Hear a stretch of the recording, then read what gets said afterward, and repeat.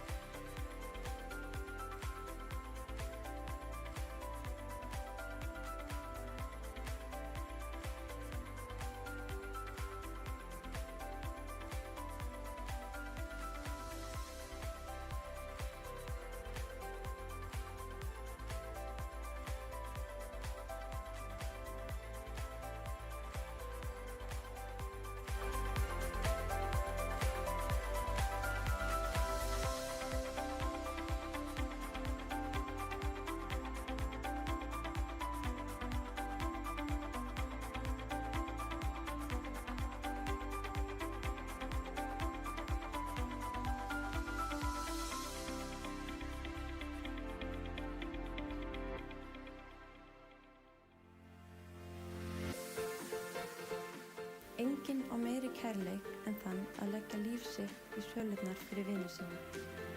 Jesús dó fyrir þig og þú getur átt líf í fullri gnægð.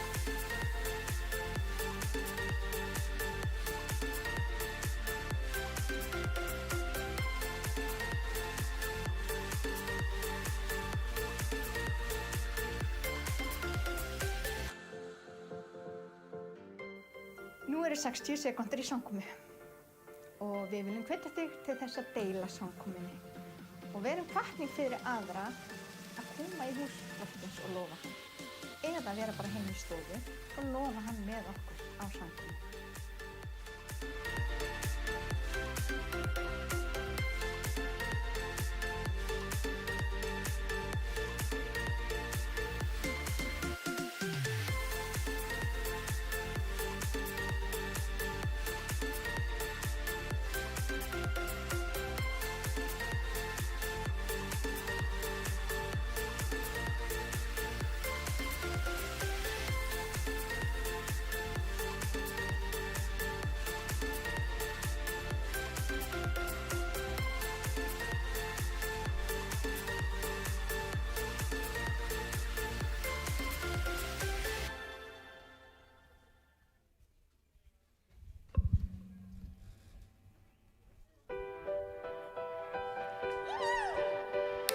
Góðan daginn, Smáragrykkja!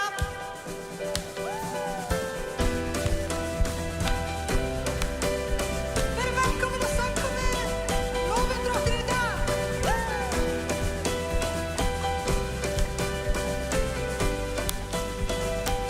Step out of the shadows, step out of the grave, break into the wild, and don't be afraid. Running to wide open spaces, places waiting for you. Dance like the wings we lifted, graces waiting. Where the Spirit of the Lord is, there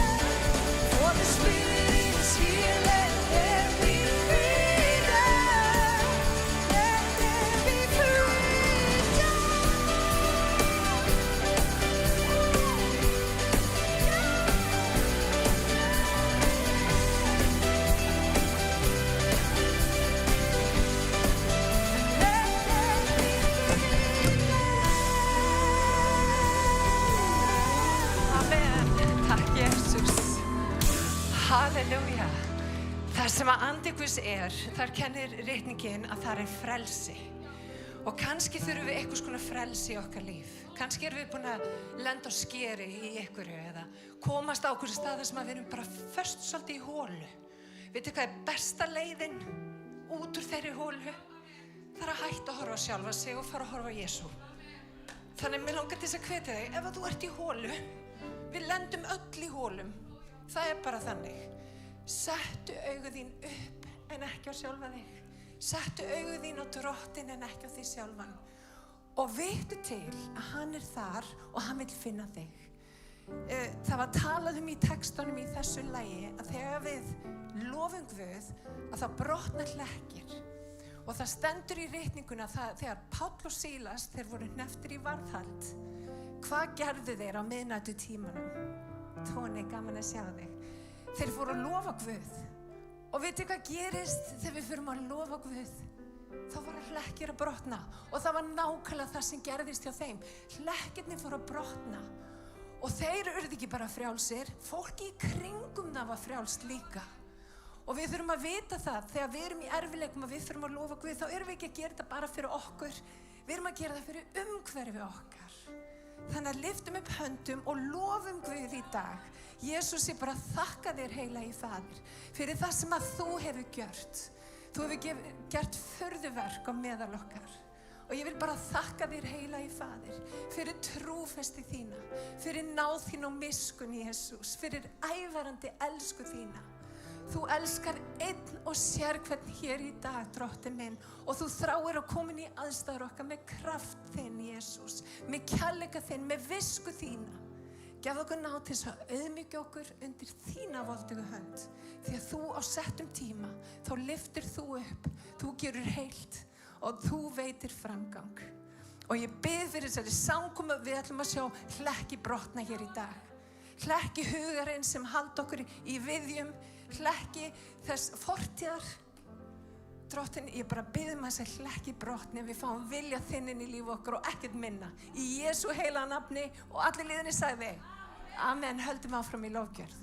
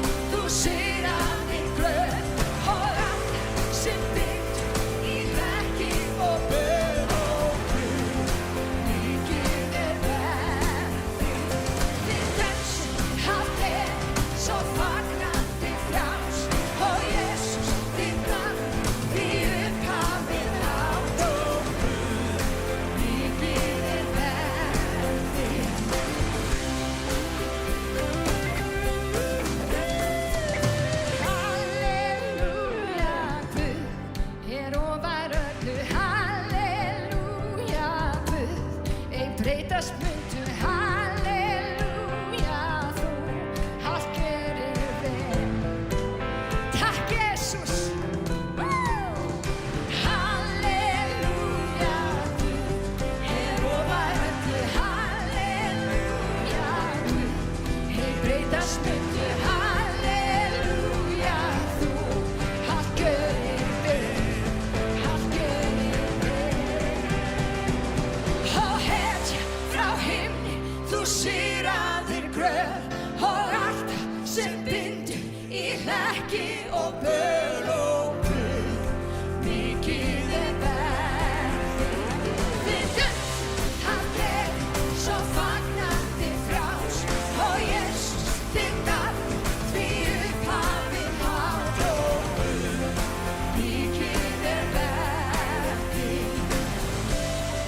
Mikið er verð þitt, ó Guð, mikið er verð þitt.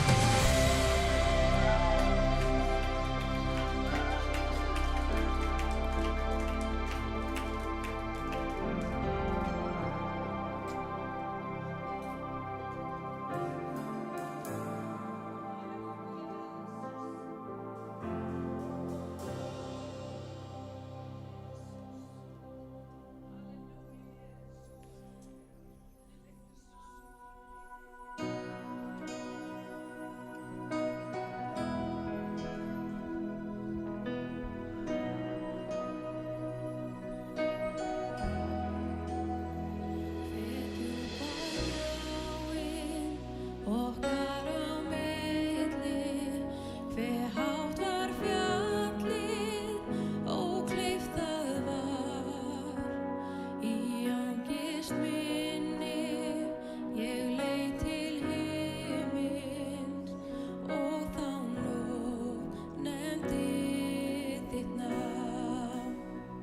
Í gegnum myrkrið, þín mikla elskan, rauf skugga hjúp í minni sál. Fullkomið verk þitt nær allt til enda, Kristur Jesús lífsins ljóð. Hver getur skilið svo mikla miskunn, fær hjartað fundið svo djúpan veg.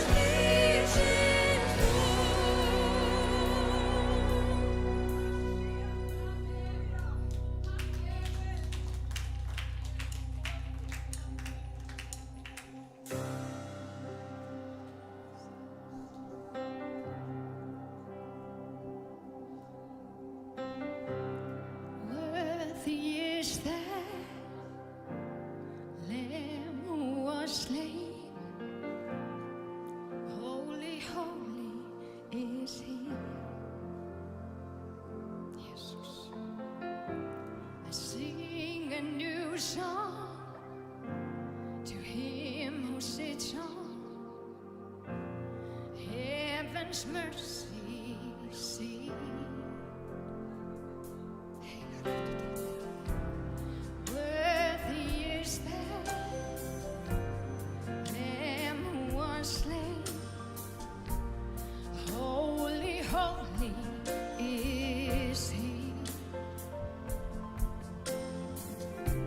Sing a new song to Him who sits on heaven's mercy seat.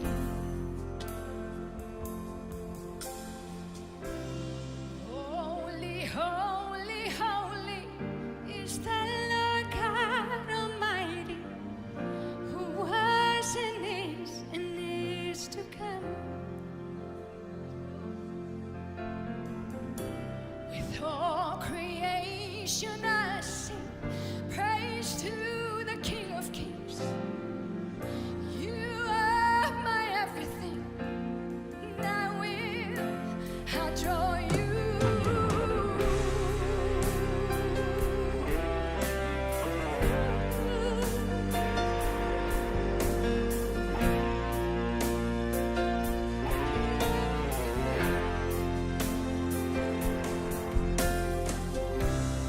Clothed in rainbows, living colors, flashes of lightning, rolls of thunder. I sing in honor, strength, and glory and power be to you, the only wise King. Holy, holy, holy is the Lord God Almighty, who was and is to come. Jesus, with all creation I sing praise to the King of Kings. You are my everything, and I will adore you.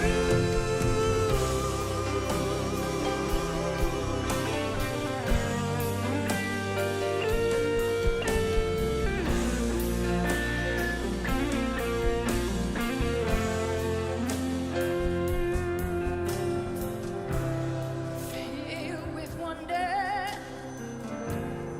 awestruck wonder, at the mention of your name. Oh Jesus, Jesus, your name is power, breath and living water, such a marvelous mystery. Yeah.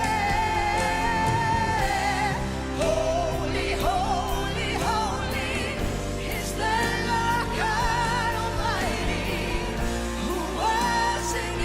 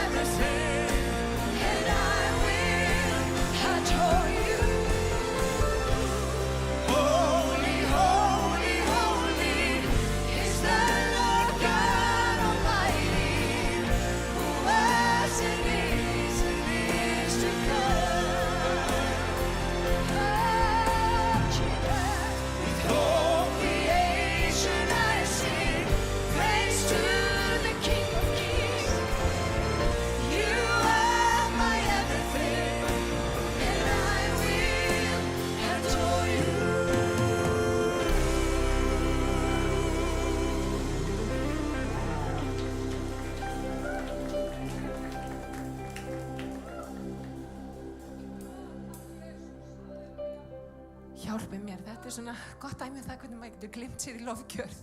Takk, Jesús. Finnið nærveru Guðs. Vitið það, í svona nærveru þá allt mögulegt. Og það svo gott, vinir, þegar maður búin að eiga einhverja, alls konar viku. Þið vitið hvernig vikan getur orðið. Og að geta bara hvílt í faðmi Drottins, byrja vikuna á því að fara og blessa samkomu, það sem endurstillum svolítið fókusinn, leifum anda Guðs að eiga við það sem í hjartanu og hvaða gott. Maður finnur það, maður einhvern veginn fær aðra sýn. Og ég vil svo innilega að fólk upplifi það, fólk upplifi Jesú.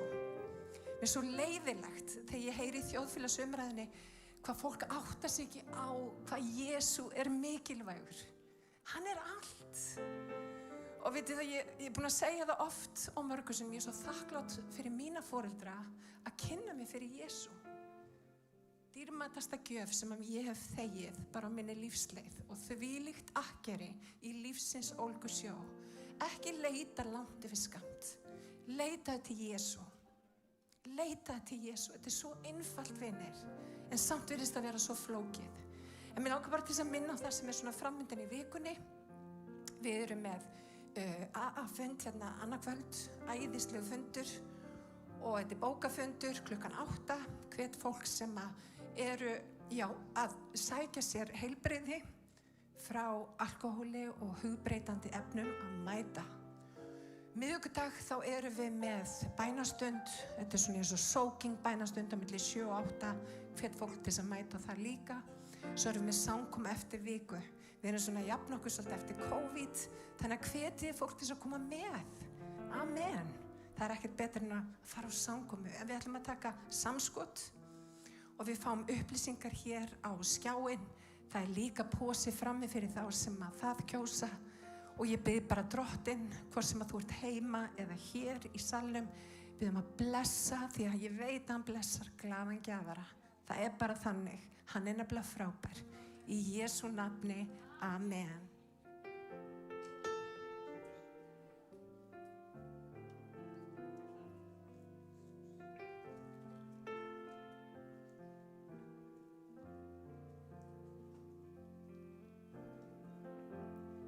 Enginn sem þú, enginn annar getur elskað sem þú. Alla eilífð get ég leitað og séð Jesús, enginn sem þú.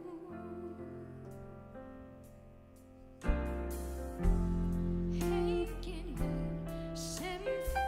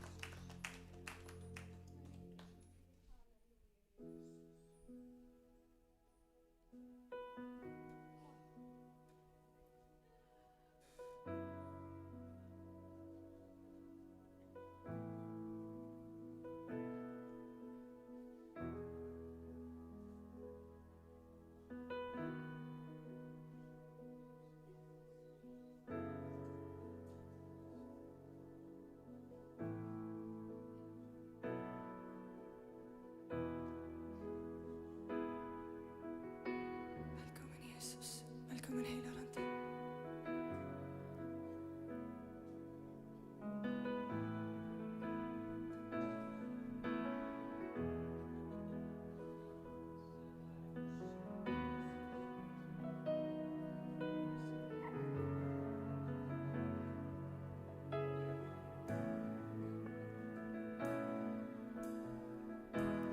Guð mitt hjarta þitt, mín sála þín. Allt mitt líf þitt, Drottinn hvert sem ég fer, einnig hvar sem ég verði viljið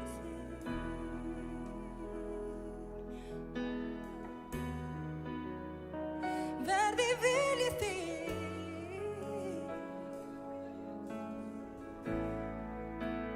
syngjum saman. Guð mitt hjarta, Guð mitt hjarta þitt, mín sála þín. Allt mitt líf þitt, Drottinn hvert sem ég fer, hvar sem ég Guð verði viljið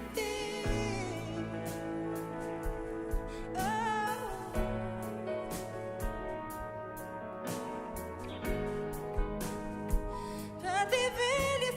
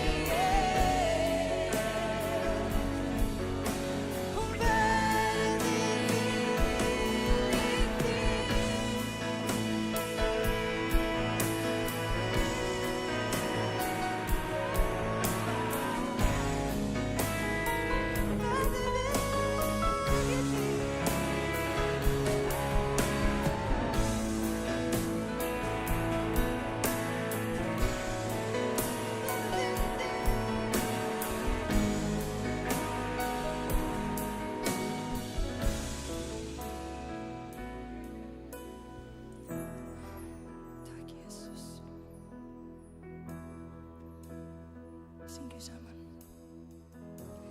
Guð mitt hjarta þitt, mín sála þín. Allt mitt líf þitt, Drottinn hvert sem ég fer, einnig hvar sem ég er.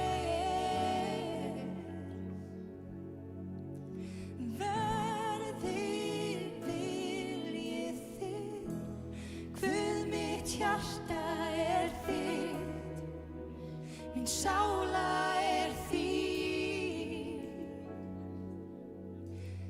Allt mitt líf þitt, Drottinn hvert sem ég fer, einnig hvar sem ég er.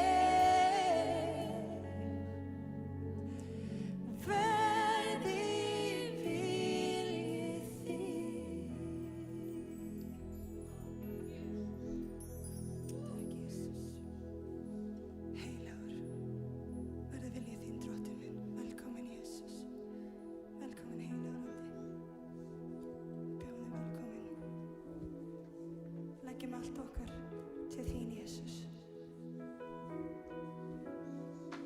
Takk, Jesus.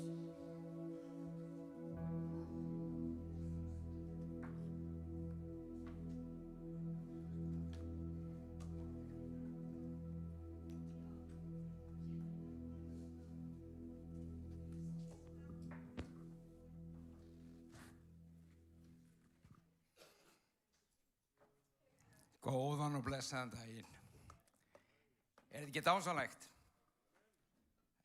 Svo gott að lofa Drottinn saman. Og því að fara hérna aðeins fyrir miðjuna. Það ekki? Hæ, viltu koma og tala með mér?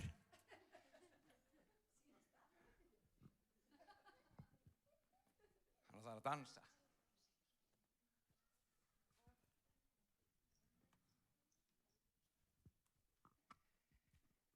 Jæja, elskurnar. Þetta svolítið, þetta margan hátt merkileg sunnudagur, af því þetta sunnudagurinn á milli, þetta sem sagt á milli uppstigningadags, sem var síðastliðinn fimmtudag, og hvítasunnu, sem núna næstu helgi. Og mér langar að reyna að tengja þessa 2 daga, uppstigningadaginn og hvítasunnudaginn, aðeins saman. Eru til í það? Þetta kannski efni, ég getur verið hvern sem að sjálfsögðu, en þetta kannski vekur okkur til umhugsunar, bæði okkur hina kristnu og trúuðu og hina líka sem ekki eiga trú, vonandi. Og ég kalla þetta hönnun og tilgang. Það að segja, Guð hönnuður, hann hannar ákveðna hluti og með þeirri hönnun hefur hann ákveðin tilgang. Ég var að hugsa það bara þegar ég var að undirbúa mig fyrir daginn að það langt síðan ég farið og keypt mér alveg splungun í hann bíl. Það aldrei langt síðan ég gerði það, en ég hef gert það. Og ef þú ætlar að velja þig bíl, nýjan bíl, það ekki nóg með þeir auglýsa bílinn nýja árgerð og þeir auglýsa lægsta verðið að sjálfsögðu til að reyna að fá þau til að koma inn. En síðan, ef þú bætir við 500.000, 1 milljón, 1,5, þá færðu þetta og þetta og þetta bíli. Þá breytist þetta tauáklæði yfir í leður. Þú veist, þetta er svona ekstra sem þið setja inn í bílinn. Og þegar þú ert komin úr 4,5 upp í 6,5, þá ertu komin í toppbílinn hjá þeim með öllu þessum auka hlutum sem þeir hönnuðu inn í bílinn. Þegar ég fyrir að kaupa með þennan bíl, eða ódýrasta bílinn, fyrir eftir hvernig efni á aðstöðu að leyfa, þá hugsa ég ekki, vá, þessi hérna, sem er bara strípaði nánast, hann, þú veist, hann er svona einfaldur. Þessi hérna, þessi hefur sennilega þróast í 70 milljón ári viðbót til að fá þessi aukahluti. Hann hefur legið einhver staðar bara og síðan kemur náttúran og orkan og athafnin heimingeimsins, verka í honum og taugið breyttist í leður. Hugsum við svona? Nei, okkur dettur þetta ekki einu sinni í hug. Af því við vitum að það var hönnuður sem að hannaði þessi sæti fyrir auka pening. Allt sem er í kringum okkur er hannað. Allt sem við notum er hannað. Og það er hannað með tilgangi. Og þú hugsa kannski, já, býtum við eitthvað svona skúlptúr eða listaverk, það er tilgangur í því líka. Já, það er ekkert notæft, jú. Þú situr, horfir á það og nýtur þess. Það er tilgangur. Tónlist. Hvað tilgangur er í tónlist? Þetta er svona list. Við sem hér erum og erum að hlusta, við vitum það er tilgangur með tónlist. Og þá erum við ekki að tala um að bara gefa út plötur og reyna að græða á þeim. Tónlistin sjálf vekur hjá okkur alls konar tilfinningar. Hún getur þjónað inn í líf okkar, en hún er líka hönnuð. Menn taka þessar ákveðnum fjöldur nóta sem er til og raða þeim einhvern veginn upp og nýtt. Þið finnst þú að heyrt lagið áður en þú hefur það ekki. Það breytist áður en taktarnir 4 eru búnir. Þá bara gerist eitthvað. Og það er endalaust virðist vera hægt að búa til svona tónlist. Þannig að allt í lífinu, elsku vinir, er hannað. Samt er það fólk til. Þau kalla sig yfirleitt guðleysingja. Sem trúa því að, ef við tökum bara frumundar, nú er ég búinn að stúdera mjög og læra í líffræðilegri mannfræði frumugerð mannsins og innviði manns líkamans. Vitið það að fruma mannsins er eitt stórkostlega fyrirbæri sem til er. Hún er afar flókin. Og hún er samsett af alls konar smá, þið vitið, þið sjá ekki einu sinni frumunni ykkur. Hvað heldur að sé margir að pínulitlan hlutum þá inn í sem við komum ekki auga á? Og þeir vinna saman.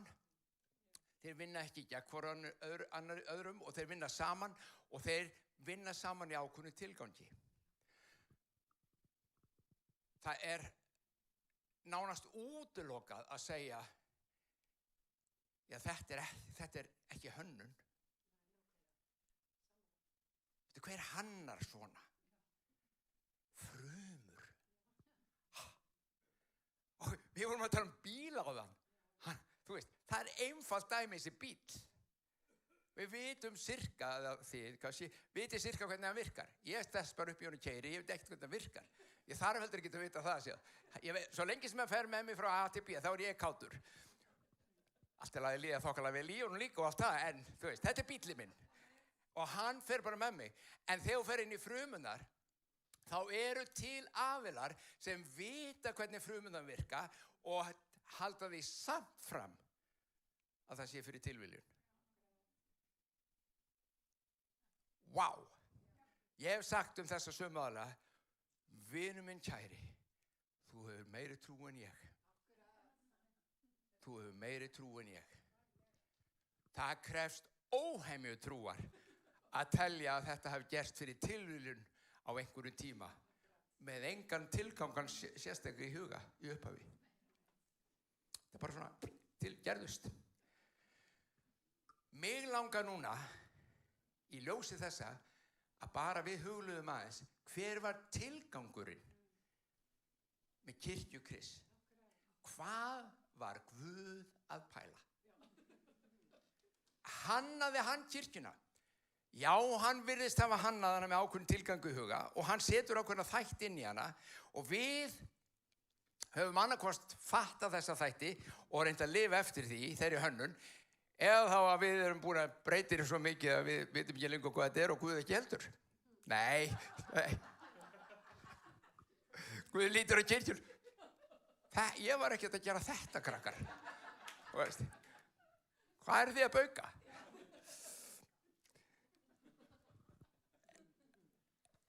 Svona er þetta bara að Guð hefur ákveðin tilgang. Getum við verið sammála það að Guð er hönnuður. Að heldur betur er hann hönnuður. Hann hannar lífið, tilveruna, heiminn, náttúruna, himingeiminn. Vá, himingeimurinn.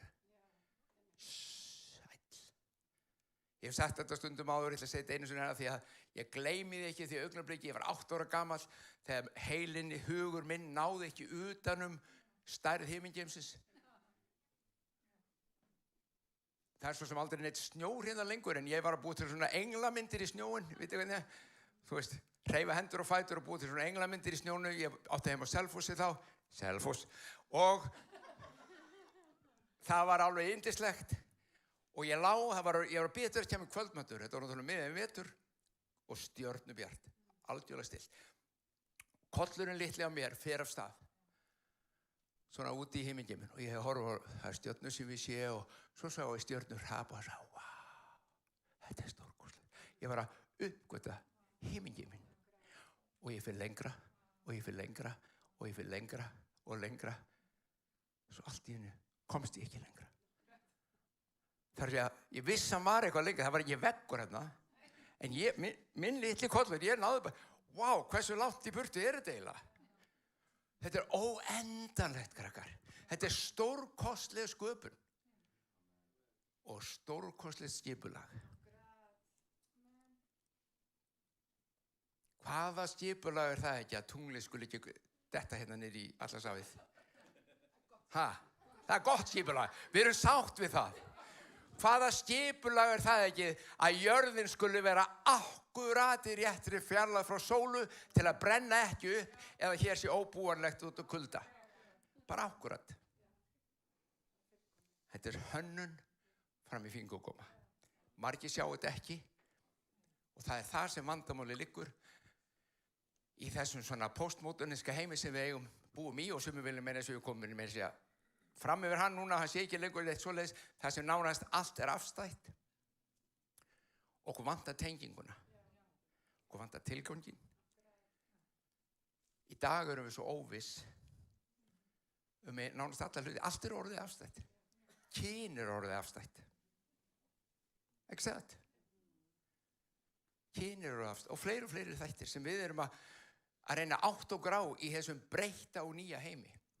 En á sama tíma er kirkjan í hættu við það að aftengja sjálfan sig við tilgang Guðs. Hvað var það sem Guð ætlaði sér að gera og hvað var það sem hann gerði svo vel, virtist vera, fyrstu 200 og eitthvað árin, fram til 313 sem við áður sagt, þegar allt breytist. Vitið að það breytist allt 313 eftir Krist. Það breytist heimurinn. Hverju voru búin að breyta, hann var reyndar breytist mjög hratt fram á því og það voru hinn kristnir sem breyttu honum. Munið þið vitnisburðunum, mennirnir sem eru búin að snúa heiminum á annan endan eru komnir hérna til Þessalóníku. Hvað er að gera? Það var bara krísufundir í borgarstjórn, þar sem ég hætti að taka á móti þessum mönnum. Þeir eru búin að umturna öllu rómverska ríkinu. Ég er alveg samfærum það því að nú er að koma hvítasunnudagur og þar sem við minnumst þessi heilugu vanda voru úttelt, að heilugur andi var ekkert kröftugri þá heldur í dag. Hann er jafn kröftugur í dag eins og þá. Við erum Það er á mörkunum að við sem búin að umtorna eigin hjarta og huga. Hvað þú heldur borgin okkar og landin okkar. Skiljið hvað er að fara? Er það vegna þess að Guð í okkur er eitthvað minni heldur en var fyrstu 300? Nei, sjálfsögðu ekki, hann er sami. Ég held að ástæðan líki því að þú og ég, kirkja Krists, við allavega svona yfir allt, nú er ég ekkert alhæfa allstaðar, en svona yfir allt, að þá erum við ekki alveg að tengja saman kraftin sem að Guð hefur gefið og tilganginum með kraftinum. Það var bara tilgangur með þessum krafti. Það er hönnun. Það er hönnun. Sjáðu til. Hönnuðurinn hannar. Hönnunin hefur tilgang. Og tilgangurinn kallar á ábyrgð. Og það er þín og mín. Það er að bregðast við þessum tilgangi sem Guð hefur. Er þið með? Ok, svo ætla ég að kíkja og ég ætla að gefa ykkur, hugsi ykkur. Ég hef oft sagt það er engin formúla í Guðs ríkinu.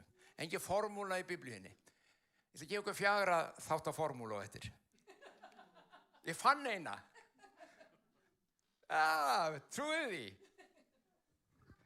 Þið sjá til. Það er kannski ekki formúla, en það má alveg líta á það þannig. Postulasagan þá, fyrsti kafli. Ef við lesa. Postulasagan er ekkert annað en bók hönnun og tilgang. Ef við skoðum það. Hvaða var sem Guð gerði fyrst í kirkjunni, hvernig hann ætlaði að gera þetta. Og hérna í fyrsta kafla, þá leggur hann línurnar. Frá 7. versi. Þetta kannist þið nú við, elsku vinir, allavega þið sem eru búin að vera eitthvað í kirkjunni eitthvað tíma. Meðan þeir voru saman, spurðu þeir hann. Drottinn, ætlar þú á þessum tíma endurreisa ríkið handa Ísrael? Þetta er náttúrulega alveg klassískt fyrir okkur. Þetta er alveg svo strák. Þeir föttuðu ekkert hvað var í gangi. Og oft föttuðu við ekki heldur. En núna koma að því, ætlar að núna leysa okkur undan Rómverjunum. Þeir voru enn í því. Rómverjar voru búin að hertaka Ísrael og Jerúsalem og þeir vildi þetta ekki lengur.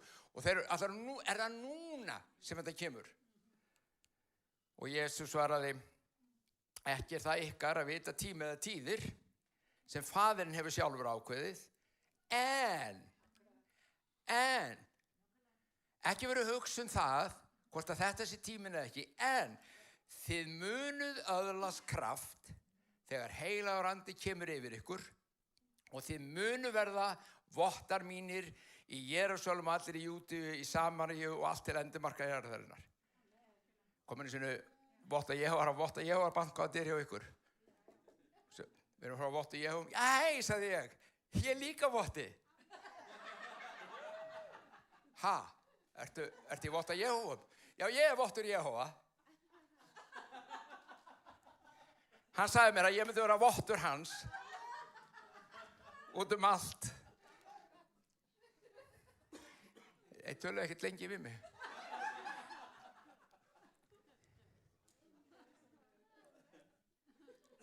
Þið munu vera vottar mínir fyrst hvar? Í Jerúsalem, í Júdíu, Samaríu, það eru konur út fyrir, og til ystu endumarka jarðarinnar. Og þegar hann hafði þetta mælt, var þann uppnuminn, þetta var upptekningadagurinn, síðastliðið 50 sem hann sagði allt þetta. Þá var hann uppnuminn að þeim ásjáandi og skýhuldi hann sjónum þeirra. Þeir störðu til himins á eftir honum þegar hann hvarf, þá stóðu hjá þeim allt í einu 2 menn í hvítum klæðum. Þeir Guð eftir og senda svona engla bara. Strákaði, þeir eru alveg lost, talið aðeins við. Þú veist, bara talið aðeins við þá. Huggið þá aðeins. Segjum, við erum ekki að hafa áhyggjur af þessu. Og þeir koma og segja, hví standið þið hér og horfið? Til himins.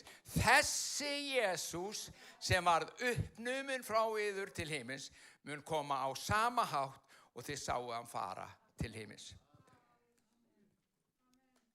Ég selði ekki dýran í keypti það. Ég hef heyrt af því á ferðum mínum Ísrael að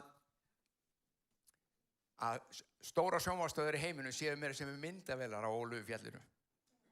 Þetta sko ekki að missa því ef hann skyldi koma. Og það eru fyrstir að senda það út. Selða ekki dýrar en keypti það. Ok? En sjáu þið þarna, þeir eru týndir fyrst. Reyndar allan tíman. Þeir eru týndir. Þú veist, eigum að fara, verður núna forseti? Nei. Ertu núna, þú veist, að fara að ríkja, kónguru? Nei. Ertu að taka núna við? Nei. En, þegar ég er farin, ímyndið ykkur, pæli, þetta er síðasta sinn sem hann getur talað við þessa drengi áður en að feri, allan hópur reyndar. Alveg örugglega konurinn líka, voru ekki bara 12, voru fleiri lærisveinarnir í kring. Þetta er síðasta sinn. Hann veit hann það bila bara I believe I can fly. Hann er að fara. Hann trúir því, veit það og þeir skilja ekkert í hvað er að gerast. Svo hann ákveður að nota síðustu orðin sín í að segja, það mun koma kraftur yfir ykkur. Og þið vegna þessa kraftar og í þeim krafti verði vottar mínir, berið mér vitni til ystu endumarka jarðarinnar, heima fyrir, næsta bæ, landinu, út fyrir landið og til ystu endumarka. Það er tilgangurinn. Ég er búin að hanna þetta allt til að gera þetta.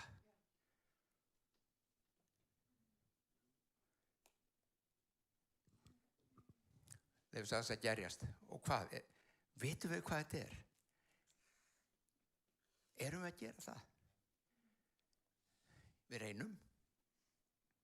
Enn og aftur, ég hef ekki hitt neitt kristinn mann sem ekki vill þjóna Guð og gera sem er rétt og einmitt vera vottur hans hvar sem er.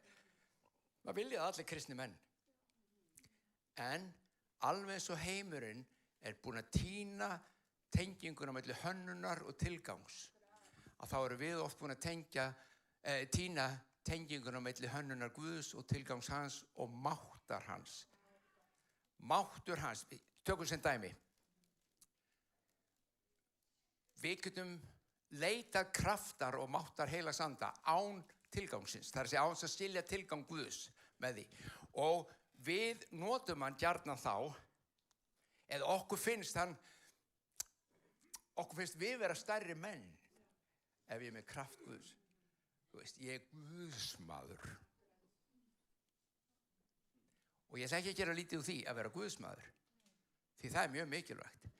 En ef að þér finnst kraftur Guðs innra með þér, gefa þér eitthvað sess, þá hefur mist sjónar á því af hverju þú fékkst kraftin. Ég er heilagri heldur en þið. Af því ég hef talað tungum meira en þið. Ég bið fyrir sjúkum, það læknast miklu fleiri hjá mér heldur en þér. Þú veist, þessi pakki, og ekki segja mér þið þekki ekki fólk og hafi jafnvel sjálf verið í þessum pakka.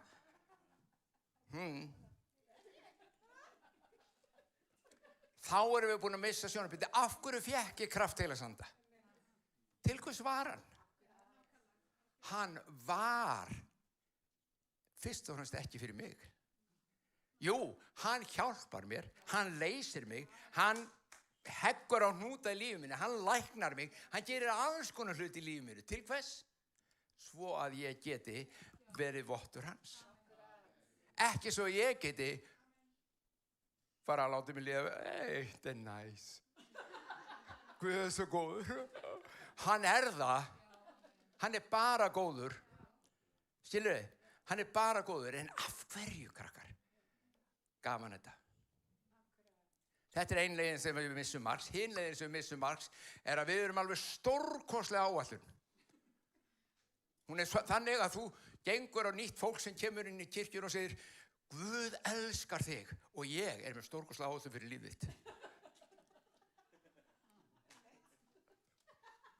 Náðu þessu. Þetta er algengt. Þú veist. Við segjum kannski ekki ég er með stórkostlega en við hugsaum það. Vá. Mick Jagger gekk í salinn. Nú getur kirkja mín vaxið því allur heimurinn veit að Mick Jagger kom inn. eða hvað það nú er. Við erum einhver áætlun sem er ekkert í áætlun Guðs. Og hún er svo stórkostleg þessi áætlun að við höfum ekki tíma fyrir kraft Heilags Anda. Við reynum að framfylgja áætluninni án kraftar. Annars vegar er það kraftur án tilgangs, hins vegar tilgangur án kraftar. Og bæði missa marks. Bæði missa marks. Eru með? Og þá ætla ég að klára þessa löngu predikun. Þessi er stutt fyrir mig. Þessi er rosalega stutt fyrir mig. Guð bless ykkur, þið viti ekki hvernig ég vona að þið komið ykkur öðrum tíma, sko. En, vitið þið hvað? Já, ok, ég ætla að byrja, ég verð að gera þetta. Ég ætla að byrja að hlusta vel hérna á kafla, líka á Postulasögunni. Hvað sagði ég áðan að Postulasögun var í hönnun og tilgangur? Ég ætla að lesa hérna úr 19. kafla í Postulasögunni og svo ætla ég að spyrja ykkur spurningar á eftir. Ég ætla að byrja að lesa í versi 32. Eru með? Þeir voru í Efesus. Páll, postuli og lærisveinn á teimi hans voru konur til Efesus. Þeir voru að boða á Galatíusvæðinu sem í dag er Tyrkland. Hafið komið til Efesus? Ef þið einhvern tímann farið til Tyrklands, skora ég á okkur að fara til Efesus. Það eru alveg stórkostlega rústir þar. Það er bara, sko, að heimsmælikvarða. Að rölda gömlu Efesusborgina, sjá hvar Páll stóð og hvar hann predikaði. Þeir með sig geta sagt þér sirka hvar hann stóð á torginu. Allavega, hér er þetta. Menn hrópuðu nú sitt hver, því að mannsöfnuðurinn var í uppnámi og vissu fæstir hvers vegna þeir voru saman komnir á torginu í Efesus. Nokkrir í mannþrönginni töldu það vera vegna Alexanders, því að gyðingar íttu honum fram en Alexander benti til hljóðs með hendinu og vildi verja mál sitt fyrir fólkinu. Þegar menn eru þess vísir að hann var gyðingur, lustu allir upp einu ópi og hrópuðu nærfellt 2 klukkustundir. Mikill er Artemis Efesusmanna. En borgarritarinn, sjáu þið, borgarritarinn Efesus er komin út. Þú veist, það vantaði bara borgarstjórana eftir þessu. Borgarritarinn er svona fulltrúi borgarstjórans. Hann gat sefað fólkið og mælti. Efesusmenn, hver er sá maður, hann viti ekki að borg Efesusmanna geymir musteri hinnar miklu Artemisar og steinin helga af himni. Þetta var þeirra átrúnaður þegar Páll og þeir komu og að boða Jesú Krist. Það sem enginn má gegn með því að mæla ber ykkur að vera stiltir og hrapa ekki að neinu. Þið hafi dregið þessa menn hingað þótt þeir hafi hvorki fram með helgispjöld né læstmælkið í okkar. Þetta getur, ég er nú bara að fatta það núna. Fatta þetta ekki því ég las þetta í dag. Bara þarna getum við lært svolítið af Páli. Sjáu þið hvað við lærum þarna af Páli? Þegar við fyrir að boða, hvað byrjum við á að segja? Byrjum að benda öllu hvað þau eru rugluð. Páll,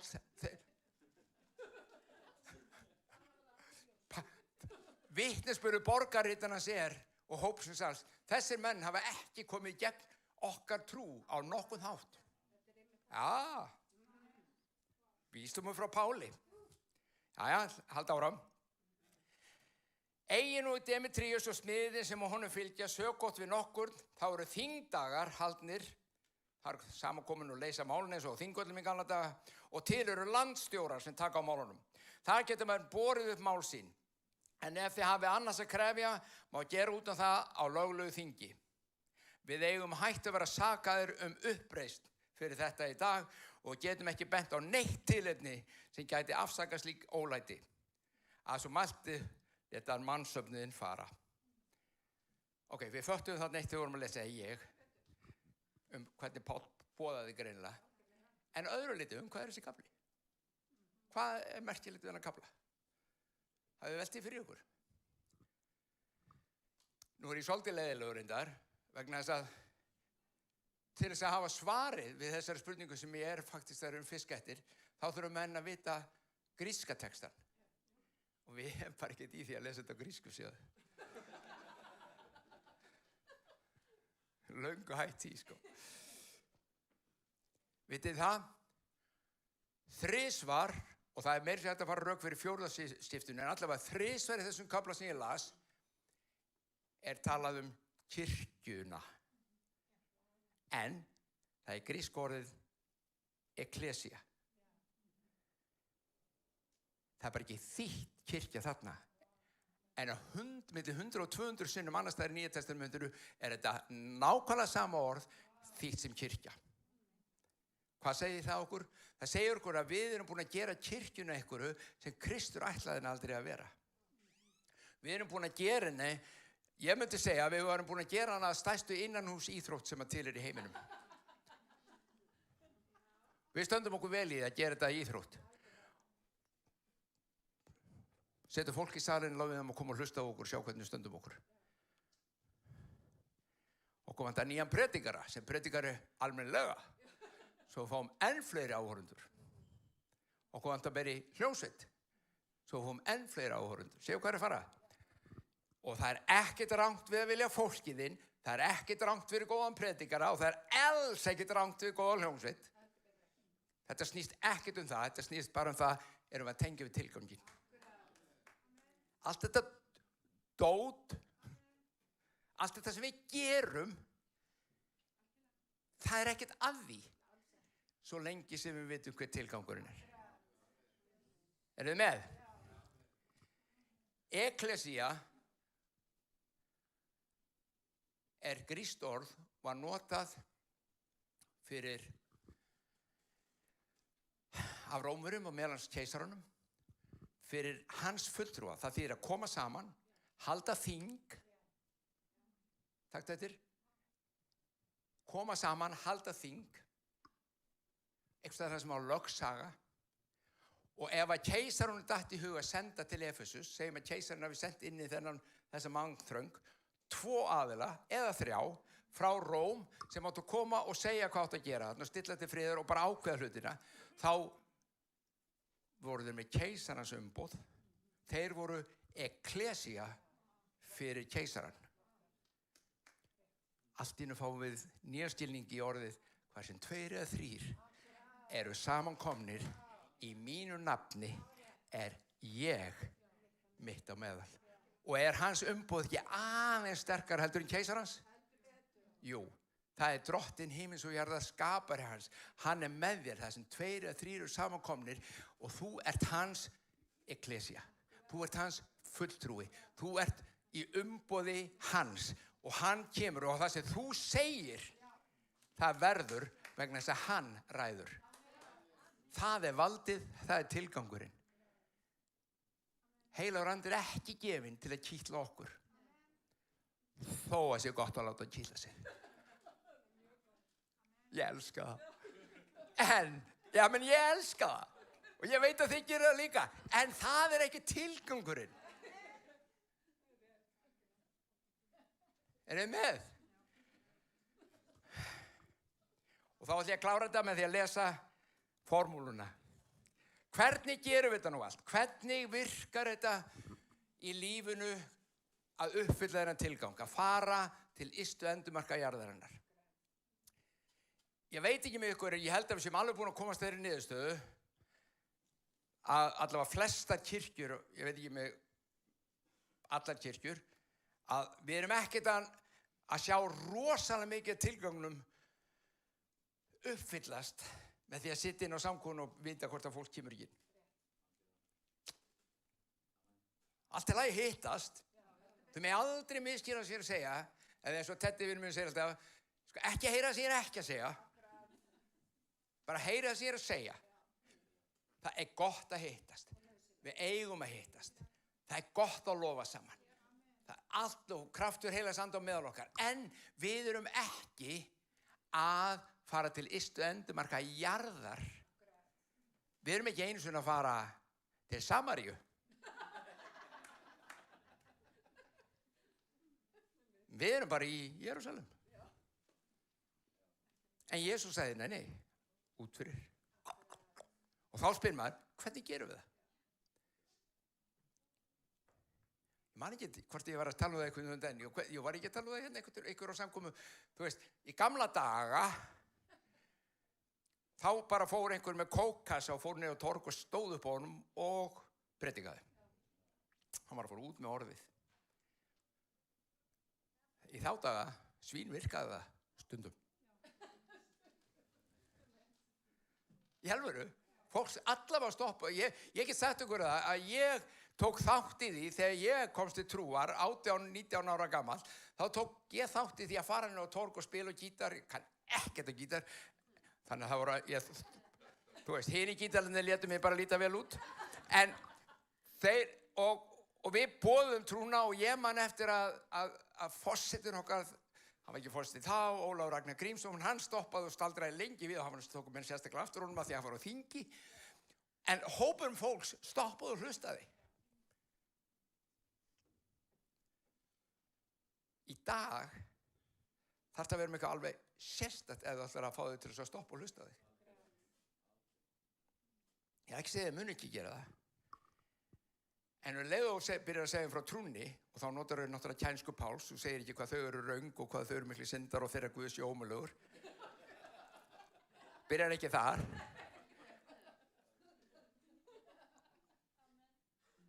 Þá er möguleiki einhver snertist í hjarta. Ég hins vegar stórefa það að þau myndu koma mikið fram nema það bara alveg sérstakur kraftur Guðs komi og togi þið fram til þess að fallast á Austurstræti og biðja bænar. Það er ekki útilokað. En vitið hvað?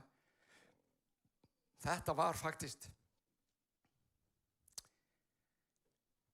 tilgangur Páls með því að boða var að vekja ákveðið hungur hjá fólki. Síðan og frumkirkjan breytti heiminum á 4 atriðum sem ég langar að lesa fyrir ykkur og Jesús gaf þeim. Hlustið vel á. Þið þekkið þetta líka þegar ég byrja að lesa, en þetta skiptir máli. Eftir þetta hvatti drottinn til aðra 72. Munið hann var með 12, sem bætti við öðrum 72. Og hann sendi þá undan sér 2 og 2. Hvað sem 2 eða 3 eru samankomnir. Í hverja þá borg og stað sem hann ætlaði að koma sjálfur til. Hann var semst að senda það undan sér til að undirbúa jarðveginn. Hlustið hvað hann sagði. Hann sagði við þá, uppstjörun er mikil, verkamennirnir fáir. Biðið því drottinn uppstjörun að senda verkamenn til uppstjörun sinnar. Hversu oft hefur þetta ekki verið predikað úr stólum kirkju út allan heim til að fá fólk í trúboð? Fáir verkamenn, komið, störfum. Það sem kemur á eftir hins vegar. Við gleymum því oftar, eða bara hreinlega lesum það ekki. Og síðan komum við með leiðeldar sem við viljum að verkamenninni starfi. Í stað fyrir að hleypa þeim í það sem að Jesús sagði. Hvað sagði Jesús? Farið ég sendi ykkur eins og lömb meðal úlfa. Hafið ekki pingju, ekki mal eða skó og heilsið engum á leiðinni.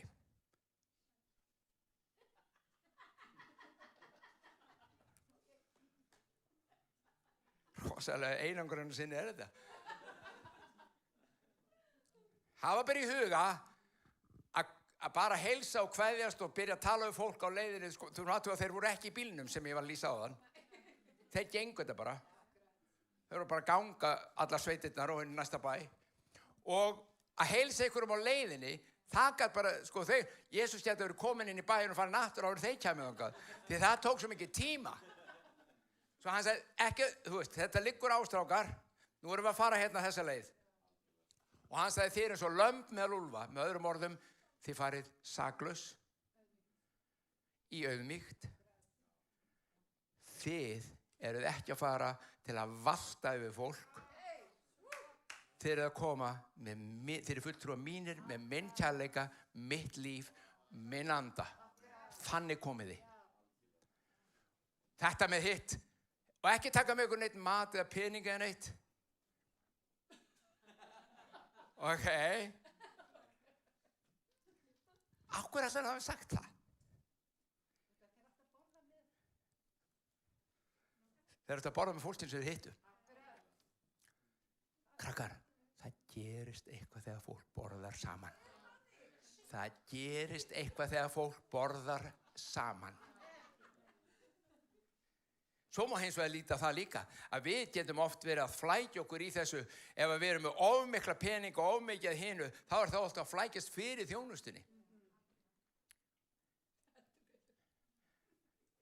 Eða áhyggjur af peningum. Ég ekki með nógu mikla peninga til að sinna þjónustunni.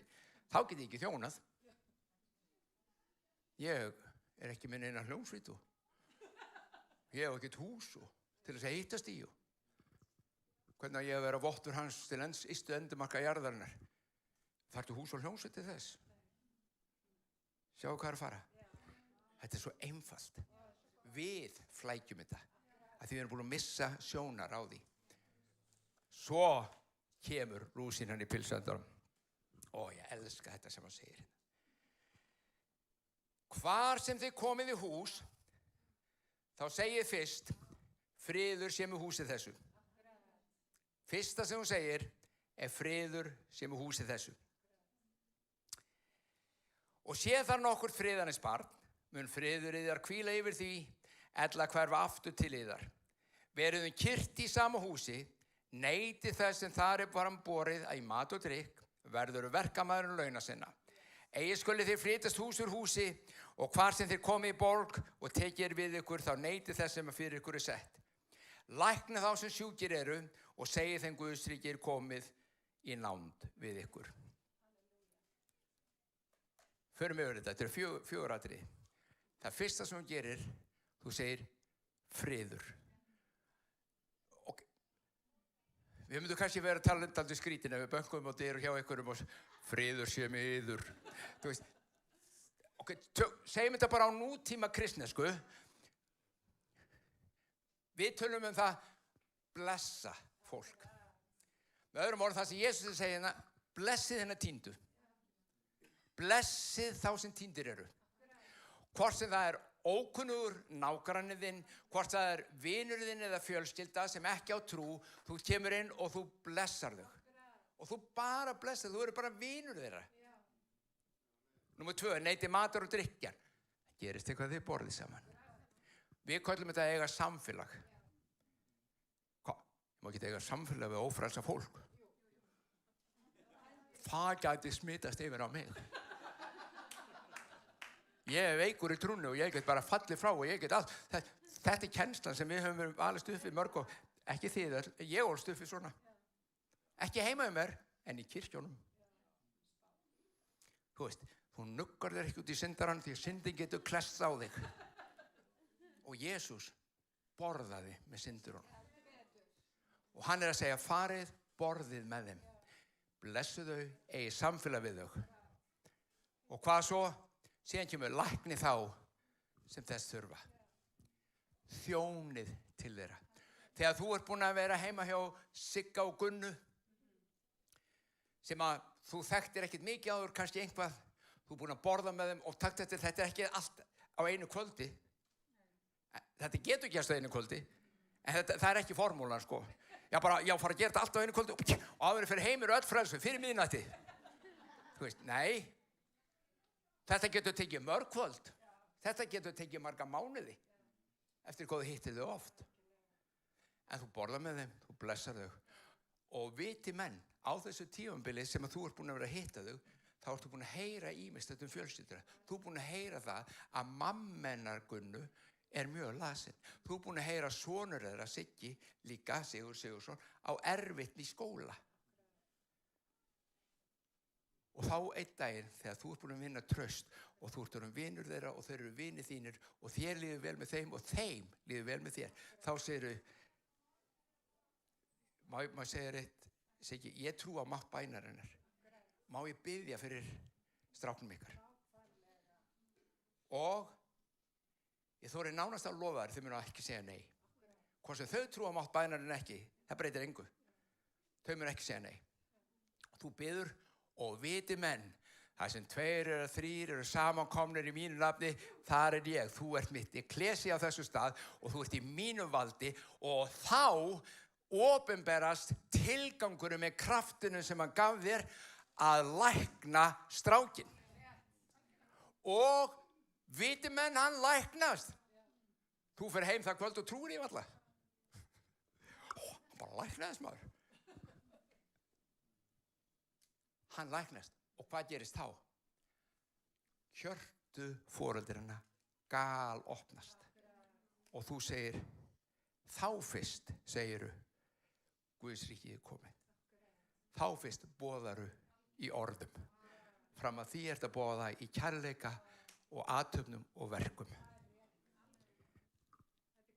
Pæliði, ég held ég óska það sem mér hefði dottið í hug. Þessi formúla. En Jesús gerði það.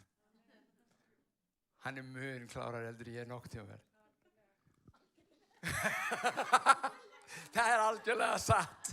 Það er algjörlega satt. Og hann kom með þessa leið. Af hverju haldið hann hafi komið með þessa leið? Og nú loka ég hringnum hjá mér. Vegna þess að hann hannaði fólk. Hann veit hvernig mannfólkið virkar. Og hann er með tilganginn og leiðina til þess að fara beint inn í hjarta þeirra. Hann bjó þig og mig til. Veit hvers við þörfnumst, veit hvernig okkur líður, veit hvað gerist þegar við hittust á svona hátt og þess vegna sagði hann, þetta er leiðin. Krafturinn og tilgangurinn og þið fáið vöxt. Og kirkjan breiðist út. Ríki Guðs breiðist út. Síðan má hóa öllu þessi liði saman í húsið og hafa danspartí. Það er allt í lagi. Þú veist, það er í góðu lagi. Og þá getur vel verið að vinir þeirra slæðist með líka og segja, vá, hvað er að gerast það? Á hverju að fara þannig inn? Og þá er líka gaman fyrir þau. Sjáu þið. Ég hef séð fólk frelsast og komast til trúar á samkomum. En ég þora að fullyrða 10 sinnum, örugglega miklu meir en 10 sinnum fleiri, hef ég séð komast til trúar heima hjá þeim. Bara heima hjá þeim, eða heima hjá mér.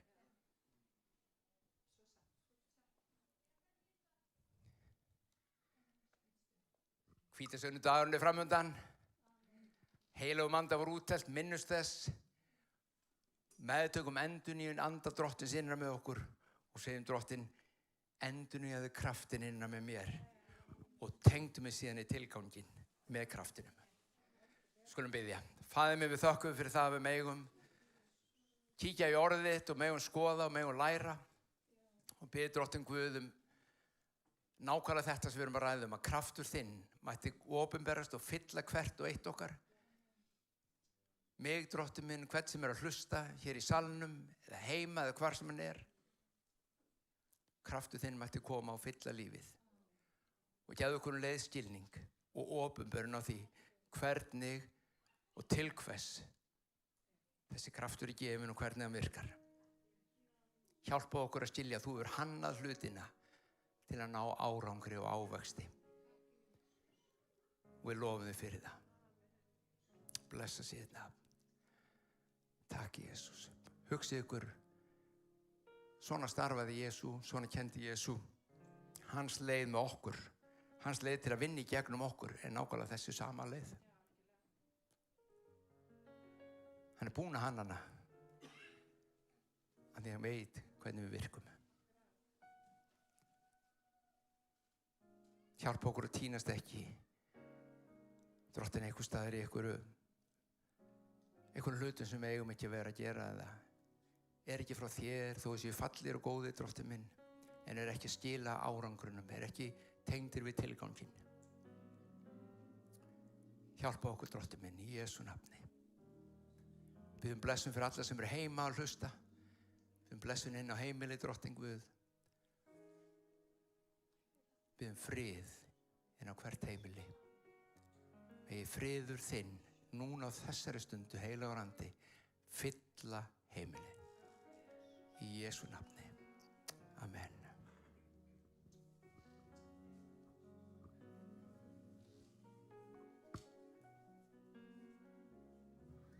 Langar kannski að nota tækifæri bara að biðja allum að kannski rísa á fætur. Mögnu predikun, Halldór, gjörsamlega. Amen. Ég held þetta sé nákvæmlega þannig út af því að ég Við fórum svolítið vitlaust að þessu í mörg ár. Við vorum svolítið að berja fólk í hausinn með Biblíunni. En það kemur svo skýrt fram, einmitt það sem hann að tala að þeir hafðu vinsældir af öllu fólki. Lærisveinarnir hafðu vinsældir af öllu fólki. Af hverju? Því að þau elskuðu fólk. Það er bara svo basic. Og ef þú elskar fólk, þá nærðu því í gegn. Það er bara þannig. Guð er kærleikur. Og mér langar til þess að leggja fram bænarefni. Amma Guggulísu, afi Guggulísu svona að hverfa frá. Hann mamminar þurfti frá að hverfa út af því hann að skilja við, að deyja. Og ég vil að við biðjum fyrir því, biðjum fyrir afa þínum og ég veit að það eru sennilega allir með bænarefni hér í dag. Ég veit að ég er með bænarefni og ég veit nokkur önnur bænarefni. Þannig að í trú, vinir, biðjum fyrir afa Guggu, biðjum fyrir aðstandendum, biðjum fyrir þeim sem eiga erfitt í dag. Það er bara fullt af fólki sem að gangi í gegnum erfiðleika og umfram allt, vinir, verum kirkjan, verum kærleikur Guðs í verki. Drottinn við bara komið fram fyrir þig. Drottinn, ég lyft upp afa Guggu. Ég lyft upp Drottinn minn honum sem að fara í þinn faðm, Drottinn minn. Ég bið Drottinn minn að þú umvefjir hann kærleika þínum. Taki við honum öfnum örmum sem ég veit og gerir. Drottinn, ég bið fyrir öllum þeim sem að gangi í gegnum erfiðleik í dag. Drottinn, ég bið að hafa áhrif á hjarta okkar, þannig að við teygjum hendi í kærleika til allra þeirra sem að þurfa þess með í kringum okkur. Hjálp okkur til þess að vera hendur og fætur þínir. Ekki bara í orði, heldur í verki. Og Drottinn, ég bið að hafa áhrif á hjarta okkar. Ég bið Drottinn minn að þessi kraftur þinn sem að þú sendir frá himni mætti ekki bara vera eitthvað sem aftengt í okkar hjarta, heldur tilgangur, raunverulegur tilgangur. Verk sem við vinnum á hverjum einasta degi sem eru bara ávöxtur á samfélaginu við þig. Og Drottinn, ég bið að gefa okkur innblástur frá himninum, að verða einmitt þær manneskjur sem við eigum að vera, að við lifum sönnum tilgangi og við biðjum í Jesú heilaga nafni og allur liðurinn sagði. Amen. Drottinn blessi ykkur elskurnar og varveiti ykkur og gefa ykkur yndislega viku. Og endilega borðið þið sem mest saman í vikun út af því það er andlegt. Í Jesú nafni. Amen.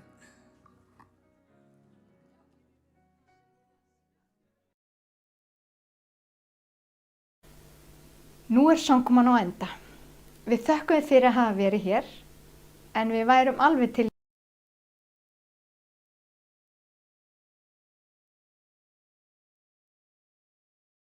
að sjá þig hér í kirkjunni okkar. Við erum kirkja fyrir þig. Láttu sjá þig og leyfðu okkur að gefa þér þann kærleik. Takk fyrir að vera með okkur í dag og Guð blessi þig út vikuna. Sjáumst eftir eina viku.